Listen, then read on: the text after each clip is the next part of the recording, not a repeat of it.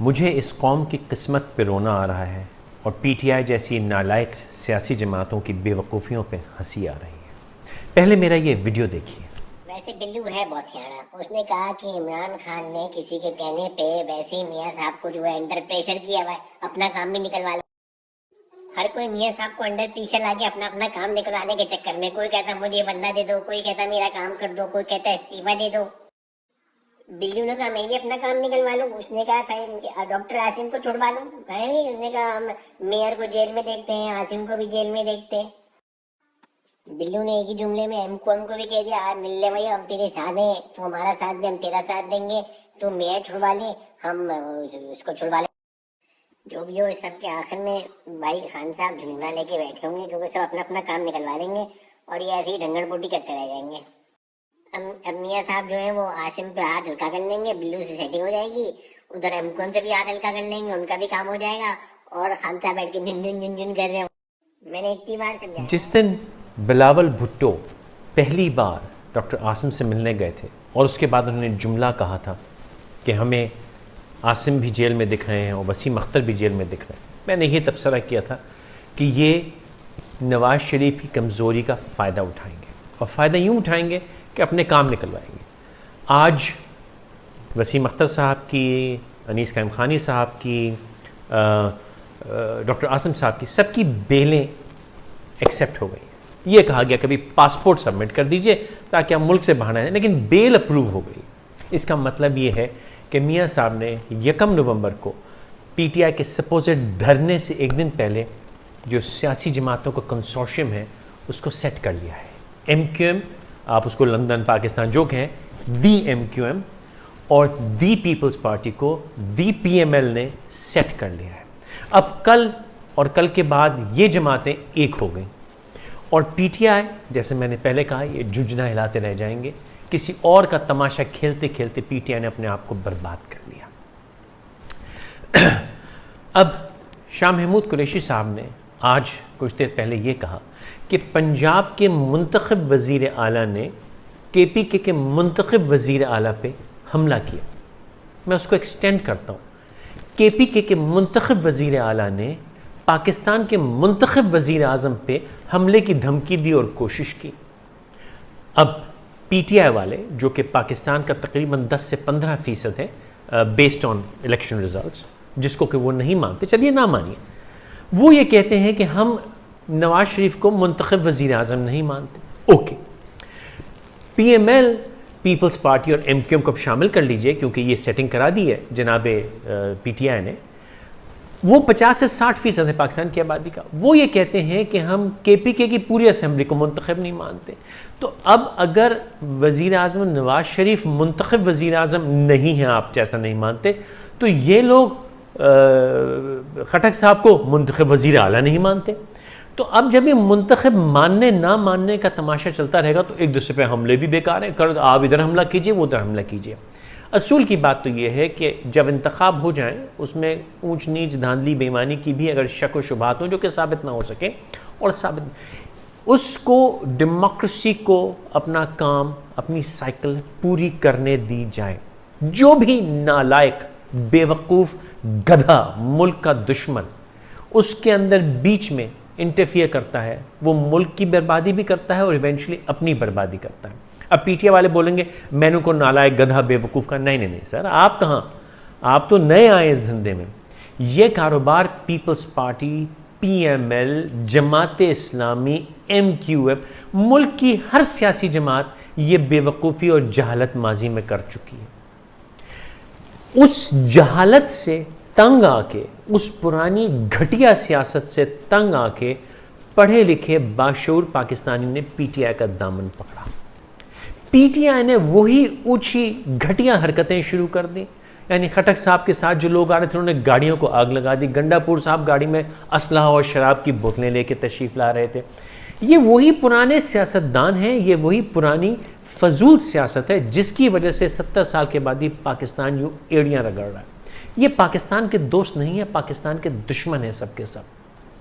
जी हाँ, पाकिस्तान का हर सियासतदान पाकिस्तान का दुश्मन है, और जिसमें ज़ियाउल हक साहब, मरहूम अयूब खान साहब, यहिया खान साहब, परवेज़ मुशर्रफ साहब सब शामिल हैं। सबको वक्त मिला है। जनाब ज़ियाउल हक साहब 11 बरस गुजार गए, परवेज़ मुशर्रफ साहब 9 साल गुजार गए, अयूब खान साहब 10-11 साल गुजर गए, याहिया खान साहब कई साल गुजार गए, बेनज़ीर भुट्टो को मुतादिद मौके मिले, भुट्टो साहब को मौका मिला, जरदारी साहब को मौका मिला, चौधरी शुजात साहब को मौका मिला, परवेज़ इलाही को मौका मिला, गिलानी को मौका मिला, नवाज शरीफ को मौका मिला, शहबाज शरीफ। ये सब मुल्क के दुश्मन हैं। अगर इनमें से एक भी मुल्क का दोस्त होता तो पाकिस्तान आज यहाँ ना खड़ा होता। मुझे इनके किसी बैंक अकाउंट चेक करने की ज़रूरत नहीं है, मुझे पैनामा लीक्स की ज़रूरत नहीं है। ये सब मुल्क के दुश्मन हैं। अगर ये मुल्क के दोस्त होते तो मुल्क का ये हाल ना होता। या तो ये कहें कि जी हम मुल्क के दुश्मन हैं, या ये कहें कि हम इनकॉम्पिटेंट हैं। लेकिन ये तो माजी के लोग हुए। आज पीटीआई जो कर रही है ये वही है जो सन 50, सन 60, सन 70 में ये मुल्क के दुश्मन कर चुके हैं। पीटीआई इस वक्त पाकिस्तान की सबसे बड़ी दुश्मन है। अब पहली बार एक हुकूमत ने अपना डेमोक्रेटिक साइकिल पूरा किया, दूसरी हुकूमत कर रही है। अच्छे बुरे की बहस ही नहीं हो रही, डेमोक्रेसी चल रही है अपनी। ये आहिस्ता आहिस्ता सफाई कर देगी।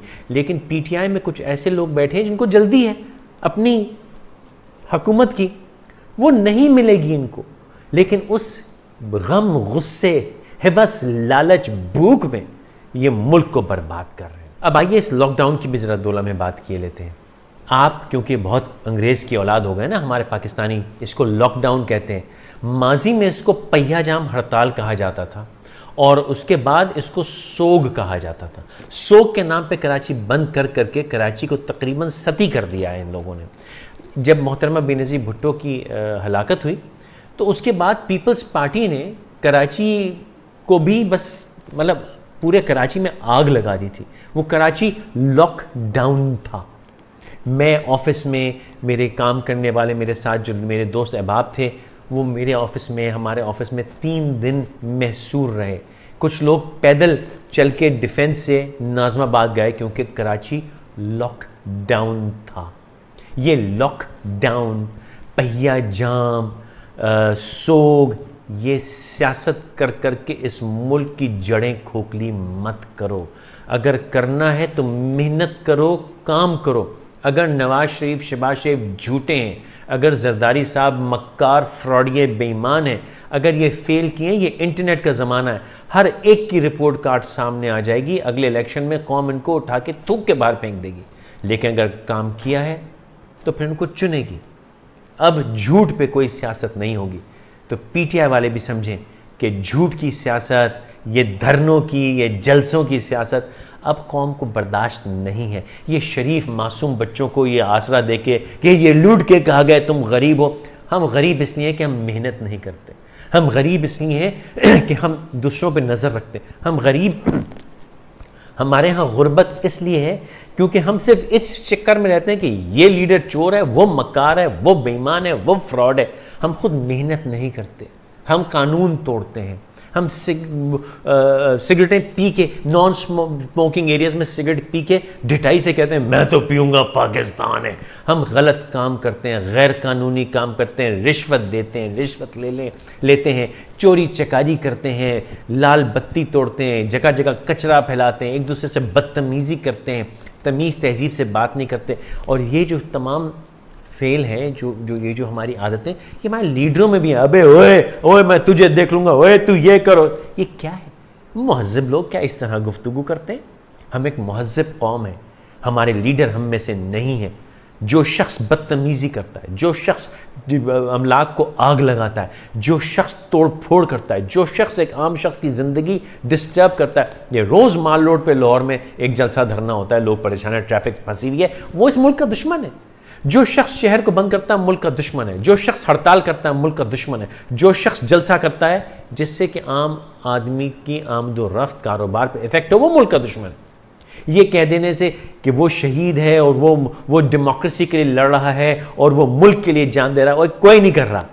अगर कोई शख्स इस मुल्क से मोहब्बत करता है तो कौम को कहता है मेहनत करो, आगे बढ़ो, ईमानदार बनो, सफाई सुथराई अपनाओ, एक दूसरे को भाई समझो। जो शख्स दूसरे को आपस में लड़ा रहा है, कोई ज़ुबान पे लड़ा रहा है, कोई कौम पे लड़ा रहा है, कोई फ़िक़े पे लड़ा रहा है, कोई शहरियत पे लड़ा रहा है, कोई सूबाइयत पे लड़ा रहा है, ये सब मुल्क के दुश्मन है, ये सब इंसानियत के दुश्मन है। अगर कोई मुल्क और इंसानियत का दोस्त है तो वो सिर्फ आपसे ये कहेगा मिलजुल के रहो, मोहब्बत से रहो, आपस में रहो, मेहनत करो, रिस्क कमाओ, रोजगार कमाओ, जॉब अपॉर्चुनिटीज क्रिएट करो, नौकरियां पैदा करो, लोगों को तालीम दो, आला तालीम लो, दुनिया की टेक्नोलॉजी को, मॉडर्निटी को एक्सेप्ट करो, दुनिया में जो मॉडर्न चीजें हो रही हैं उनको एक्सेप्ट करो, अपने आप को दुनिया में बेहतरीन साबित करो, आगे बढ़ो, तरक्की करो। इनमें से कोई भी ये नहीं कहता, एक कहता है उसको मार दो, वो कहता है वो झूठा है, वो कहता है वो दुश्मन है, वो बेईमान है, वो कहता है वो उसने ये लूट लिया, वो ये कर गया। अरे तुम सब ऐसे ही हो, तुम में से कोई मुल्क का दुश्मन नहीं है, तुम में से कोई शरीफ नहीं है। तुमने आम पाकिस्तानी की जिंदगियां बर्बाद कर दी हैं अपने चस्कों के लिए, अपनी शहद की बोतलें, अपनी बंदूकें, अपने धरनों। और ये मैं पीटीआई को नहीं कह रहा हूं, ये सारी हरकतें People's Party, MQM, PML, ANP, Jamaat Islami, ये सब कर चुके हैं अपने अपने वक्त में।